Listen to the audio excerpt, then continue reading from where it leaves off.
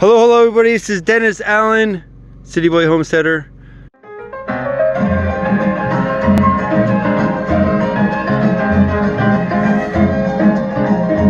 Yeah.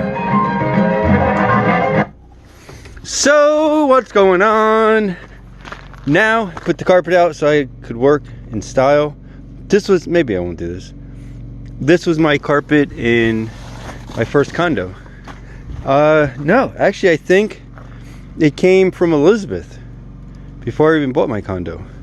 That's the size board that I need. That's the board. It's a little thicker, but that's good.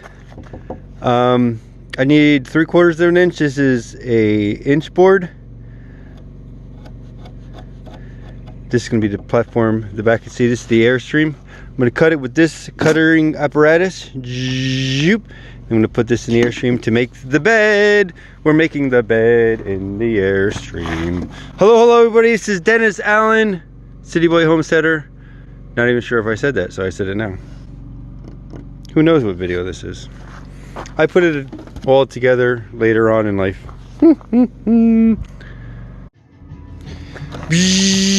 I did that, cut that. I've been using this since I was like 16 years old. I think I got this from my mother. Boy, it's old, like me. There she is. Nice 9-inch board. One solid. Actually seems harder, more solid than the 2x4. I mean by the plywood. I got a little edge there. I'm gonna probably put a board going down so it's like an L bracket. You know, gives a little extra support on the side. Maybe I'll put a big 2x4 there or something. Yeah, I'm going to put something more substantial in there. And I'm going to cut a little bit more so it lays in there nicer. All the holes are now plugged up. That is a piece of scrap wood from the cat door I installed in the shed. Now I'm putting down this, it's kind of like mineral wool or rock wool. I don't know what the difference is, but it's mineral wool. It says eco-friendly. Whatever. I was going to spray foam, use a lot of spray foam. I'm still going to spray foam the edges, but it's coming along, folks. Look at that. I put this piece is pressure treated in case it leaks. It'll take a little bit better. A little rotted over there, but whatever, it's not that bad. Really not that bad. I just put my glove on, now I gotta hit this off. This worked out so perfect. So this used to have a tank. So this bottom rail, whatever this stuff, used to come down here. But I was able to push it up, so now it's actually more aerodynamic.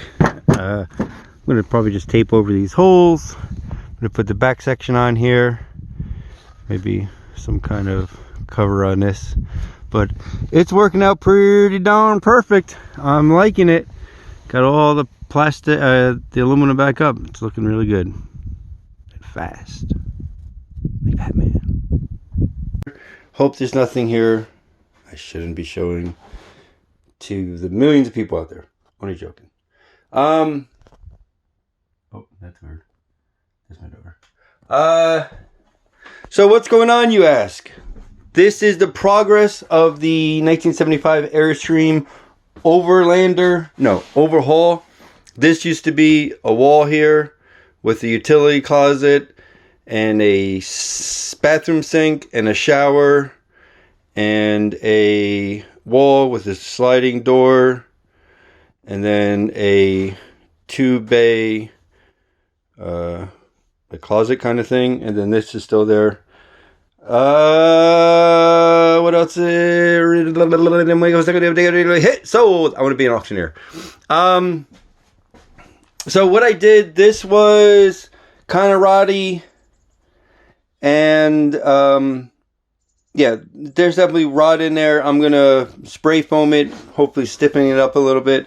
I put some boards in there. I mean, that's not supporting underneath. But what I'm going to do over here is I'm going to wedge. So this is the support beam that kind of the plywood holds on. So what I'm going to do is use that as a pivot, lift it up, and hopefully put some kind of wedge in there to stiffen up, because there's a channel right here, so it should be nice. These things over here too, I'm going to probably do something like that before I spray foam it all. You know, I got to see all that. So that's the trimmer right there. The trimmer. That's the trim that goes around. What I'm going to do is well, whatever, that's another video. I'm not doing it today. So what I'm doing today, this was the battery. The battery for the, one of the solar panels go to this, one to the other. This one goes to, it was the AC that I'm redoing now with my lithium ion battery. That is the lead battery that controls all the lights up there. Pardon the mess. Again, this is a construction zone. And I'm kind of messy too. But this is the old fuse panel that came out of Teddy. My Nana. That's the new one. I disconnected all the wires for now. But this is the battery box. There's another beam here. So what I'm going to do is cut this all out. This is the other beam. So yeah, what I'm going to do is I'm going to actually cut it out to here for 1, 2, 3. See? 3 supports of contact. Put another board. Kind of try to again wedge the body. See, the problem with Airstreams is why you can't just replace the floors, because they put the floor down on the frame and then the body, on the board. So when it leaks, it goes in there and it just soaks up this as a big sponge. If they would have just put an aluminum channel or something, that would have saved everybody 40 years later a lot of headache. But they didn't. Hopefully they do that now. I went to tour the Airstream factory when I picked this up. It was living right down the street from where it was born. So yeah, I'm going to cut this with the circular saw, the Whitting Hill. I mean the, is there another label? No, just that one. I'm rebranding all my tools to, except that one, work with, whatever. I'm not sponsoring anybody. No one's sponsoring me. So I'm going to cut all this out. Shizzle tang. That's my hair. Well, look at that vein. Holy cows. If I pass out, this would be a great clip. Anyway, this is the stuff that I'm using to spray on the frame. I probably shouldn't do it now, because it is metal in there. As you can see, that's metal. So there's my Dennis Allen saw. There's my no-name brand, horrible for big-nosed people goggles. I say that because I don't know what happens, but I don't have a mask on, and it still gets, I guess the hot air goes out of my big nose, because I like to breathe through my nose, and it goes up in there because there's vents down here. So D-Wit, I'm going to actually change these to D-Wit, W-H-I-T. They called me that in high school. So let's see, I set this blade out a little bit. I mean down, so it doesn't go all the way through, just that hit. Well, I am going to cut over metal, so I don't see any screws.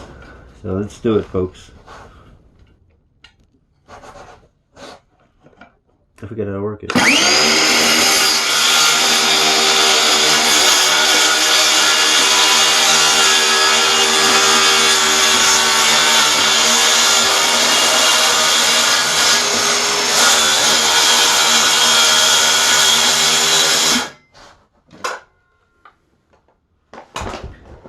I should use ear things, because it hurts.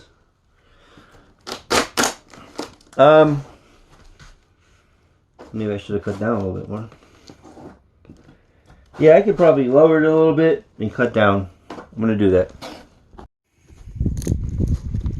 Alright, so much better. It cut it a little bit thinner. So, see? And then you just got that.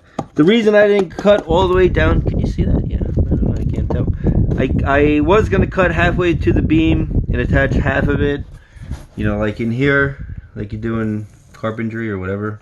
I was gonna cut here and then put this plywood on the beam itself, but I don't want to lose any of this plywood because this is where all the weight's gonna be. The blue strips are where the legs are gonna go. Nothing's gonna be on here except just a board and insulation. So I don't really need that much support. I'd rather keep the support and keeping this board whole right over the beam. Oh, you can see the beam. So this way I'm going to put a board in here, try to slide down there as much as I can. Oh, I still got to take this out.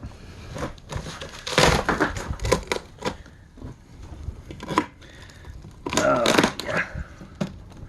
Roll out the barrel. We're gonna have us some fun. This is from my urban exploring days.